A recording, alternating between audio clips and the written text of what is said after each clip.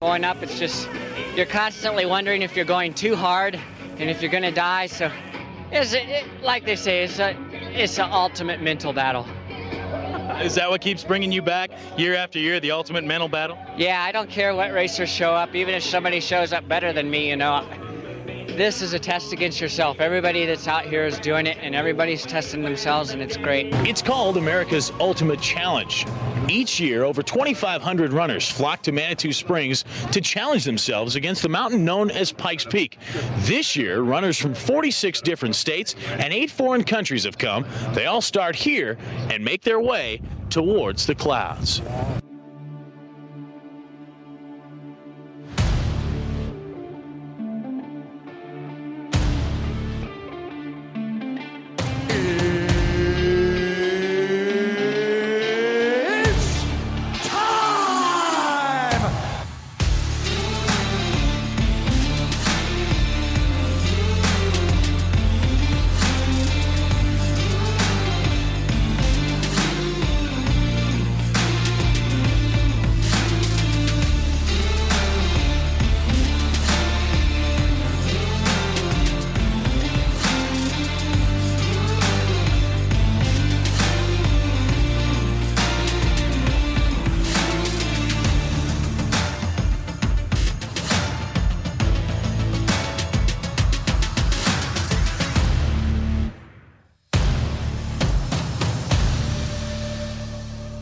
Ladies and gentlemen, we are live.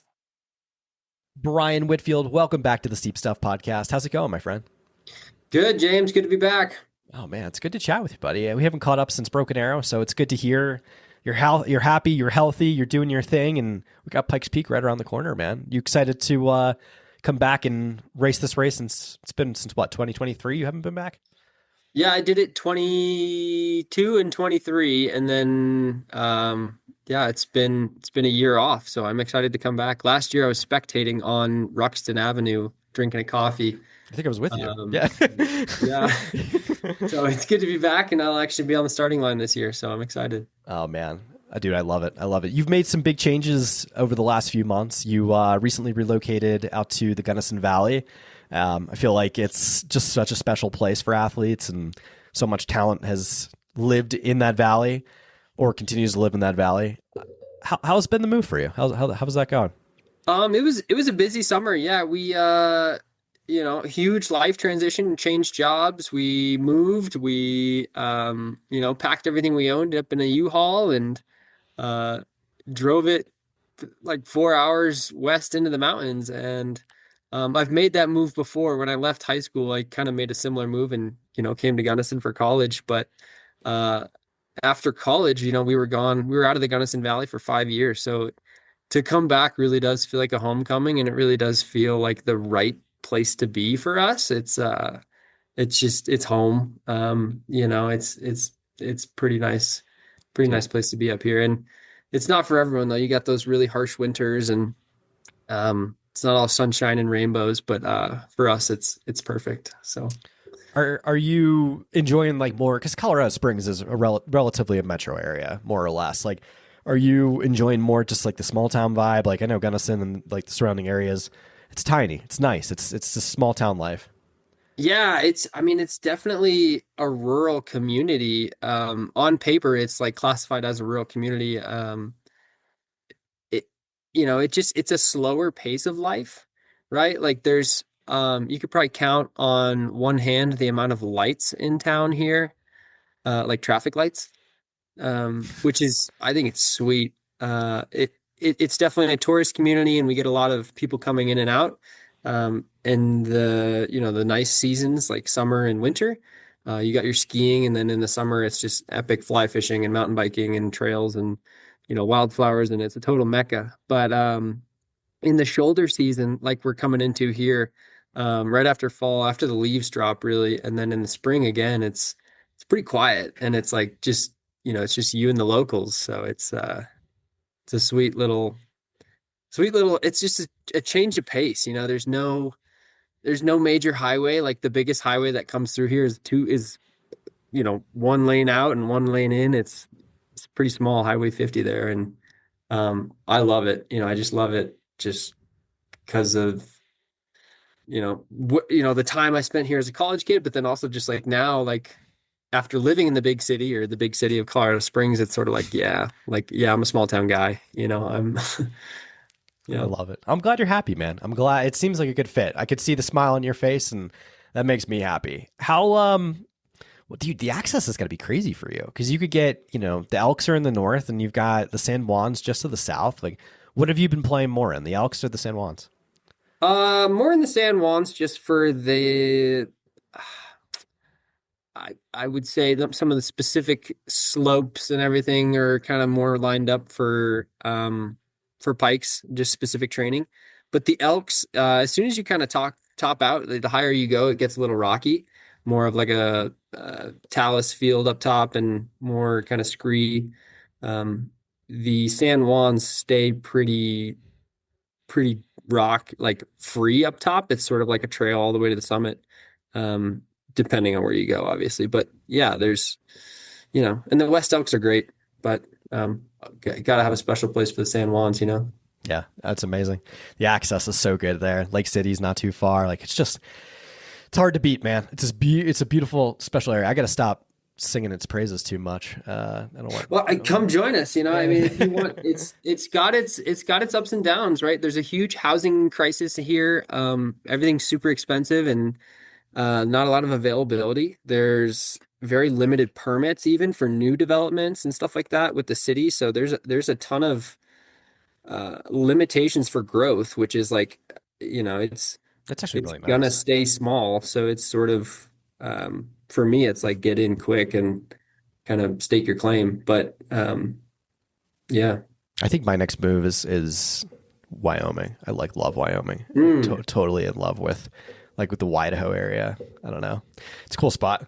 I don't know. We'll see. Awesome. The wife would probably never check off on that, but whatever. Yeah. Didn't you just like buy a new home? We just bought a house. Yeah, in December. So Yeah. we're here for a while. It's fun to dream. Yeah, Yeah. exactly. That's exactly it. Yeah. You know what, dude? I always correlate it to like when I travel or do something for like a race. Yeah. I'm like, oh, I love this area. I could see myself in it, and then I'll go to the next place and be like, oh, I love this too. Like, Oh yeah. yeah, it's hard to beat. All right, let's get into racing. This past week, you just literally just raced this past weekend at Cirque Series A Basin. Took a top 5 overall finish in a dude. That was like a 700 person race. Like that was the biggest Cirque Series race this year. How were the pre-race feelings for you? How'd you feel throughout? Obviously, that's an amazing result. Like, what's the stoke level like? You're fit. Um, yeah, going into the race, I obviously want to respect the competition and the other people on the line and, just desserts to everyone who stepped up to it. And I got my butt kicked for sure, but I went in with zero taper. I'm 8 weeks into a training block right now where I'm kind of averaging like 16 hours a week of training and time at altitude and intervals and blah, blah, blah. Good numbers. I'm hitting great figures in the training. And so I came into this race really tired. I know a lot of other people did too, just because of where it sits on the race calendar. There's sort of an in between race for a lot of people. But yeah, I came in sore. I came in just like curious to see how my legs would do under that fatigue. Um, and I was pretty happy. Yeah, I came in.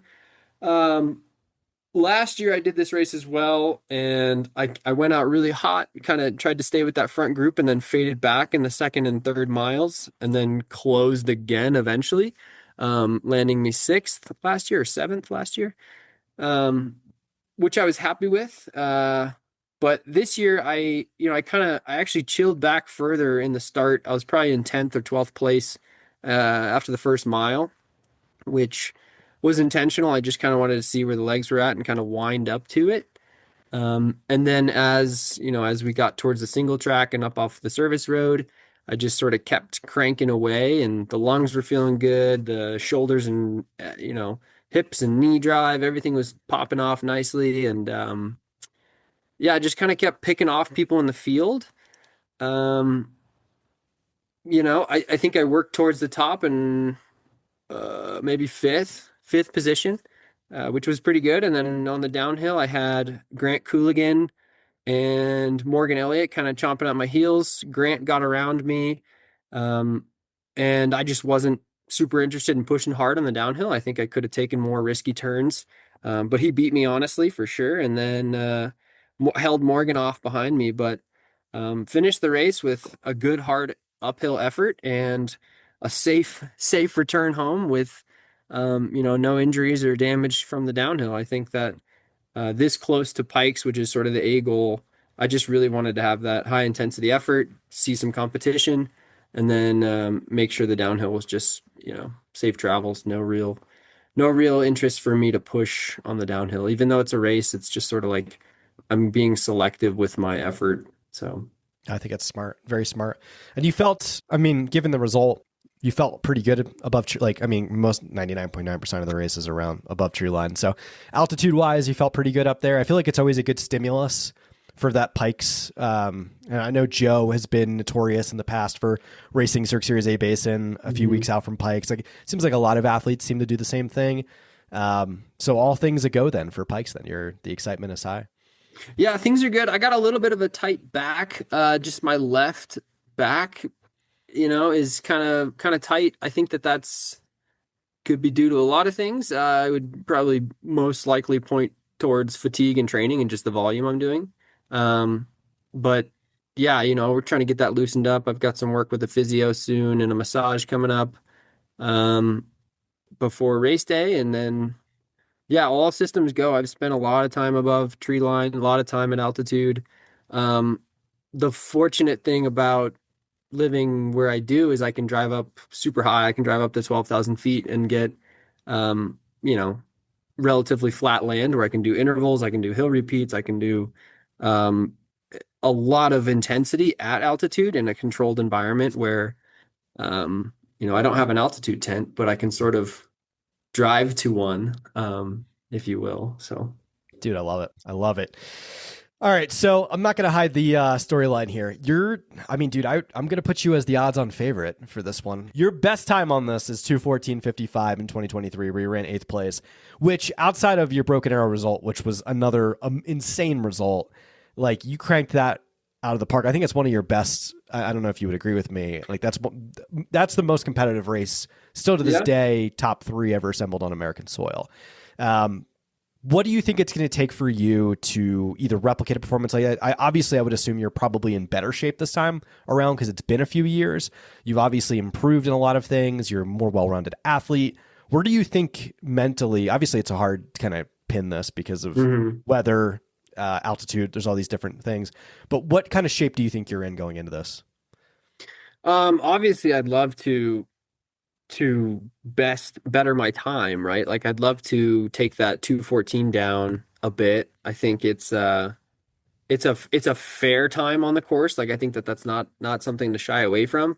But yeah, I'd love to go under 2:10 and sort of like join the big dogs. I think that's really the mark that that's definitely like a respectable number. Even like 2:11, 2:12 is a much better outlook in my book. I think I'm um, you know looking at the other people that have run those times and that have kind of hit those marks. I'd like to think I'm at that level. I definitely think that it's gonna be a very different race this year because of the level of competition I had in 2023. I was racing the entire Golden Trail World Series and the World Mountain Running Champion of vertical and everything. Like there was so many people in that race that was it made the race go out hot and then it stayed hot the whole way through. So I think it'll be interesting, especially if it comes down to me and Seth and maybe Joe Demore as well, if he's in that group, or I don't know how he's feeling. There's a couple other characters that could be a factor in this race. I know some of my buddies are doing it here from Gunnison and from the Western Trail team. And then you've got someone, Jarrett. I don't know his last name. He's on the trail team, and then Gillingham. Yeah, he's good. yeah, another BYU kid coming out of BYU. Fantastic and D1 program. So there's some potential players that are like definitely going to come in ready, but It's a tough race. I think if you haven't spent much time on this course and you don't know what you're getting into, there's so many places that the fatigue just adds up and the fatigue really builds. And having that prior knowledge and race experience is super beneficial in a course like this. Um, yeah, I'd like to be up there with the dogfight up front. So we'll see where that lands me. To be honest with you, if it comes down to like if I had to choose running a PR or running for first place, I think I would choose to run for first place. I think lining up with your competition is so important. Going into a race, just mentally thinking time is hasn't always paid off for me. So I think just going into race the other people there is definitely my mentality. What was your mentality in 2023? Was it more for time? Like, were you aiming for like around 2:15 or something like that? Like what, or like, My mentality in 23 was just I belong here, like just like seeing the other guys on the list is like, I know I belong in that front pack. I know I belong in that sort of upper echelon of guys doing these shorter distance races. Even though my resume shows mostly 50K and marathon success, I think I have the speed and the guts to go out with these Golden Trail Series guys. And my mentality then was definitely like I belong in this front group, top group. Obviously, Remy blew it out of the water that day, but I wasn't too far off the mark, I guess. Eighth so yeah, place. you're right there, dude. Is that just an ultimate motivator to go to this race and just Oh absolutely yeah. destroy Oh people? yeah. Hugely motivating. I think it's really easy to get what you want and then you're satisfied and then you have it. But then when you don't get what you want, you just have to figure out a way to keep working at it and figure out a way to keep trying to achieve your goals. And being told no is a great motivator. So No, I yeah. agree. I agree. Now, and you know what, man? Like I said, it's just like you're so close. You're so consistent every time. But one of these days you're gonna knock it. You've already knocked ones out of the park, but one of these days it's gonna be a big one. All right. So after Pikes, what do you got planned? Are you hopping on skis, or you can take some time off, or what?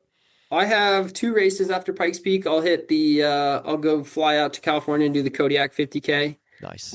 I think that race will suit me really well, and I'm excited for a UTMB major. Um, I think that brings some clout and it brings some like credibility to the race. That'll be cool. And then also after that, depending on how I'm feeling, the Moab USATF Half Marathon Championships, always fun. I've been out there like 7 years in a row, so um, probably go put my name in the hat out there and see what happens, as long as I'm healthy. Nice, man. I love to hear it. Yeah. I didn't, you know what, dude? It wasn't until someone said to me the other day, I didn't know Kodiak was the de facto, I want to say, I guess, major championship, whatever, Yeah. for UTMB for this year. So if you do well there, what is it, like top 10 at a major is going to get you an auto qualifier either into CCC or OCC. What do you think? You go do that in 2025? Yeah, I already have my auto qualifier into OCC for next year because of Desert Rats 50K. So I Okay. already got that. I earned one as well in 20 something. I don't know. I've had two of them now. This is my second auto qualifier, so I've just been sitting with them. It's really tough to travel to France and fly yourself there for a week or two It's uh, expensive. on your own budget, especially when you're, just doing it by yourself. But I've got my qualifiers. I'm ready to go. So All right. if I do well at Kodiak, even top 10, then I get a second qualifier, I guess. I don't know how that works, but I'm sitting ready. All So right. I like to hear it. You were in Europe for a little bit this summer. Was it just vacation, just enjoying yeah, time? Like, how was, yeah. where'd you guys I go? we were in Italy. My wife and our family, we went to Italy and we backpacked through the Dolomites for like 10 days. And that was fantastic. But that's a family trip that's dedicated purely to family time. And Yeah. yeah, so Oh, very good. Dude, it's beautiful. Dolomites are amazing. oh Hard my to beat. goodness, I Hard would to go beat. back in a heartbeat. Makes me really want to do Lavaredo for Okay. sure. Ooh, all right. I could see that. I could definitely see that. That's kind of where we were backpacking through, and that area is just stupid pretty. Yeah. It's incredible. High altitude. Well, not super high altitude, but like altitude. So you get a little bit of it as well. Like it's an interesting area. Like it's a cool Yeah. zone. It is so gorgeous. Like I've been to Switzerland now and then the Dolomites and I've been to Austrian Alps. I think the Dolomites take the cake in my opinion. I've never been to Cham or Chamonix, but yeah, the Dolomites are really gorgeous. Oh man, dude, what was your take on UTMB this year? Anything from that weekend stick out to you between OCC, CCC, and Oh UTMB? man, I think looking at it after kind of testing out some road shoes and seeing Tom and Ben Demon, the ASICS team is looking really nice right now. I think that the products that they're pushing out and the support that they're giving some of the top guys and gals is I think they're going to be the newest team kind of in the ranks here. So they were a huge upset. So that was really fun to watch. And the other thing is got to give a shout out to one of my former training partners, Jeshrin Small, getting fifth at CCC. That was awesome. Super stoked for him, and he had a great race. So Amazing. Yeah. Lots of takeaways, man. I do have to give ASICS their flowers as well. I have to, like, that was one. I mean, I really like Ben Demon. I followed him less as a runner and more as just like this philosophical mind in the sport. He's an interesting guy. I think that's the reason, like, Finn and a lot of people like him as well, just because his writing is very good. And he's got like a podcast called Speed Demon Radio where he just talks, and I highly recommend it. It's very interesting. Like, he's a very philosophical dude, but his performance is stupid. So good. So yeah, A6 has got something figured out. And then Tom, obviously consummate professional. So yeah. And then it's great to see Ruth finally get a win there. And yeah, because I think she was second last year. So it's just coming full circle. It's really cool. very incredible. Yeah. And then OCC, yeah, all of it was fun to follow. Oh yeah, Jim. Yeah, that's right. That's good. Yeah. So, dude, well, listen, man, I hope you get the day you deserve at Pikes. Like, I hope it's an amazing day for you, and it's an experience you'll have with you for the rest of your life. Like, I hope it's like something truly special for you. That's giving me goosebumps, James. Yeah, I don't know where that one came from. I gotta just a fan, dude. Just a fan. Listen, Brian, thank you so much, buddy. We'll be in touch. All right, James. Talk to you later.